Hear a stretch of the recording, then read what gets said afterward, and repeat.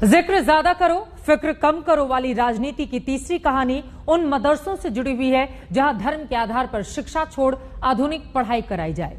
इसीलिए बहुत राजनीति होती है। केंद्र सरकार की योजना से मदरसे आधुनिक हो, इसका प्रचार भी खूब हुआ, लेकिन उन्हीं मदरसों में मॉडर्न शिक्षा देने का जिम्मा जिन 25,000 शिक्षकों पर है, वो 4 साल से पूरी सैलरी नहीं पा रहे।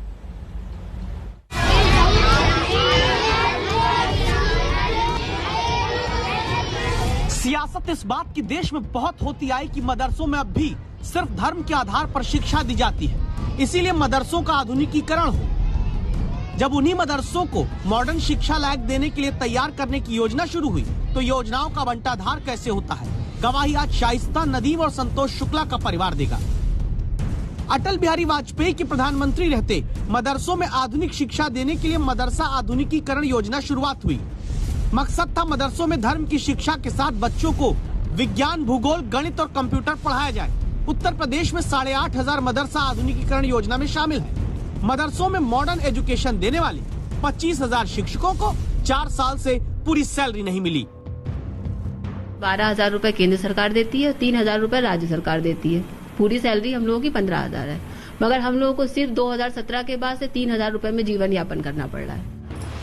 ये परिवार शाइस्ता का है, जो लखनऊ के पास मलिहाबाद में साइंस पढ़ाती है मदरसे में। 3 बेटियां हैं, सबसे छोटी बच्ची का इलाज चल रहा है। मदरसों में आधुनिक शिक्षा देने वाली शाइस्ता जैसी शिक्षकों की सैलरी में 2017-18 तक पूरा हिस्सा केंद्र को देना होता था। 2017 के बाद से वेतन का 60% हिस्सा केंद्र और 40% राज्य देंगे, ये तय हुआ। यूपी सरकार तो अपना हिस्सा देती आई, लेकिन दावा है पिछले 4 साल से 1 रुपए केंद्र के हिस्से से नहीं आया, तो सैलरी कभी पूरी नहीं मिली। 2017 के बाद से हम लोगों को केंद्र सरकार से जो 12,000 रुपए पर मंथ मिलता है, उसमें से कुछ भी नहीं मिला अभी तक।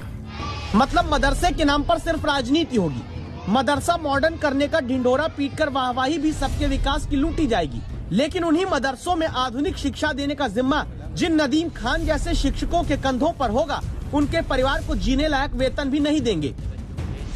जो कंडीशन हम लोगों की है, ये बताने के लायक समझ लिए नहीं है, ऐसी कंडीशन में है।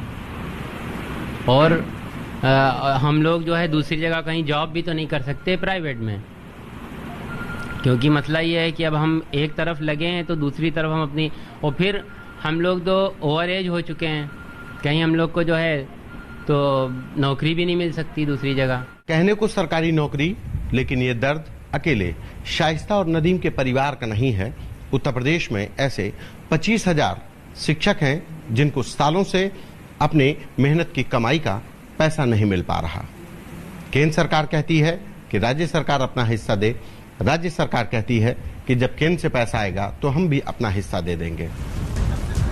ये मत सोचिएगा कि यहाँ सिर्फ मुस्लिम नागरिक ही मदरसों में मॉडर्न शिक्षा देते हैं। 25,000 शिक्षक जिनकी सैलरी 4 साल से केंद्र की तरफ से फंड न मिलने पर अटकी है, दावा है उनमें 40% हिंदू शिक्षक हैं। उनमें से एक हैं वेतन के लिए तरसते बहराइच के संतोष शुक्ला। मरने की कगार पर हम लोग जूझ रहे हैं। किसी तरीके से शादी विवाह कथाएं थी, आज से किसी तरीके से घर चल रहा है। राज्य सरकार जो अपना पैसा 3,000 करके दे भी रही है, वो भी 2-2, 3-3 महीने करके देती है, तो जब तक वो पैसा आता है तब तक उससे 2 गुना कर्जा हो जाता है। सर जी, सबका साथ सबका विकास का नारा है, तो मदरसों को बदलने का जिम्मा जिनके कंधे पर, वो लाचार क्यों? इनके हक का वेतन दिलाने को शिक्षक संघ के नेता दिल्ली तक दौड़े, तो पता चला केंद्र के विभागों ने भी अपना अपना पल्ला झाड़ लिया। मिनिस्ट्री ऑफ माइनॉरिटी अफेयर में गया तो उन्होंने कहा कि देखिए हमारे यहाँ स्कीम इस साल से आई है, तो मैं इस साल से 21-22 से आप लोगों को पैसा दूंगा, पिछला पैसा आप मिनिस्ट्री ऑफ एजुकेशन से लीजिए। जब मिनिस्ट्री ऑफ एजुकेशन में गया सर, तो उन्होंने कहा कि आप लोगों का स्कीम हमारे यहाँ से ट्रांसफर हो गई है, आप मिनिस्ट्री ऑफ माइनॉरिटी अफेयर से पैसा लीजिए। बताइए 4 साल का जो पैसा हमारे टीचरों ने काम किया है, वो तो कोई देने के कहीं नहीं रहा है सर। माननीय मंत्री जी से भारत सरकार के प्रयास करूंगा, उनसे मिल करके इस समस्या से अवगत कराऊं और पैसे लेकर के ला करके जो भी हमारे भाई बहन टीचर्स हैं जो पढ़ाई का काम कर रहे हैं, आधुनिकीकरण में बच्चों को शिक्षा दे रहे हैं, उनको सैलरी मिल जाए, ये हमारा प्रयास होगा।